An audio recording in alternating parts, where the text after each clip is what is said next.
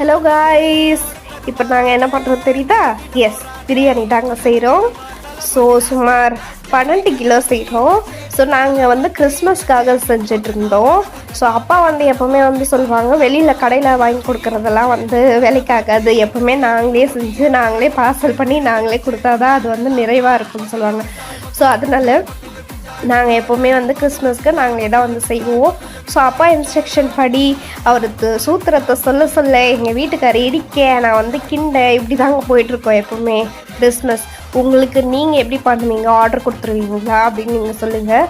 So இது வந்து 6 KG chicken, 6 KG வந்து ரைஸ் போடுவோம். ஸோ டோட்டலாக 12 கேஜிக்கு பண்ணுறோம். ஸோ 12 கேஜிக்கு பண்ணும்போது கை வலிக்க தான் செய்யும், நெருப்பு பட தான் செய்யும், கண்ணி எரிய தான் செய்யும் அப்படின்னு சொல்லிட்டு என்ன இருந்தாலும் பரவாயில்ல நம்ம செய்வோம் அப்படின்னு சொல்லிட்டு நாங்கள் டீமாக வந்து ஒர்க் பண்ணிகிட்டு இருந்தோம். ஜாலியாக அப்படி கிளற பேசிகிட்டே அப்படியே கமெண்ட் பண்ணிகிட்டே வந்து நாங்கள் வந்து செஞ்சிட்டே இருந்தோம். ஸோ செஞ்சுட்டு இருக்கும்போது நெக்ஸ்ட்டு வந்து ரைஸ் போட்டாச்சு. ரைஸ் போட்டு திருப்பியும் வந்து கிளறிட்டு இருந்தேன். எங்கள் அப்பா வந்து ஒழுங்காக கிண்டுடி அப்படி சொல்லிட்டு இருந்தார். நல்லா கிண்டு, உன்னோட ஸ்ட்ரென்த்தெல்லாம் போடு அப்படின்னு சொல்லிட்டு என்கரேஜ் பண்ணிகிட்டு இருந்தாங்க. ஸோ இதெல்லாம் முடிச்சுட்டு நாங்கள் என்ன பண்ணுறோம் அப்படின்னு பார்த்தீங்கன்னா, எங்கள் பாப்பா வந்து வந்துட்டா ஏதோ ஊற்றுறதுக்கு. ஸோ நெக்ஸ்ட் பார்த்தீங்கன்னா சிக்கன் பக்கோடா செய்யலாம் அப்படின்னு சொல்லிட்டு சிக்கன் பக்கோடாலாம் போட்டிருந்தோம். எதுக்கு இவ்வளோ செய்கிறோன்னு பார்த்துக்கிறீங்களா? ஸோ எங்கள் வீட்டுக்கு கெஸ்ட்டும் வராங்க, ப்ளஸ் பக்கத்து வீட்டுக்கு எல்லாருக்குமே வந்து பார்சல் போட்டு கொடுக்கலாம் அப்படின்னு சொல்லிட்டு. ஸோ கெஸ்ட்டு வந்துட்ட உடனே அவங்க கூட எங்கள் பாப்பா எல்லாருமே விளையாடிட்டு பேசிட்டு அரட்டை அடிச்சுட்டு ஃபன் பண்ணிட்டு சூப்பராக போயிட்டு இருந்தது. ஸோ போயிட்டு இருந்த டைமில் நாங்களும் வந்து ரெடி பண்ணிகிட்டே இருந்தோம் அங்கே.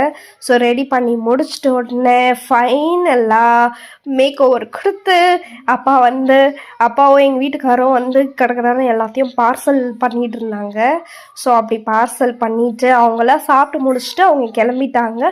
ஸோ நாங்கள் என்ன பண்ணோன்னு ஃபைனலாக நாங்கள் உட்காந்து சாப்பிட்லான்னு சொல்லிட்டு வாழை இலையில் அப்படியே போட்டு அப்படியே சாப்பிட்டுட்டு இருந்தோம். சூப்பராக இருந்துச்சு டேஸ்ட்டு.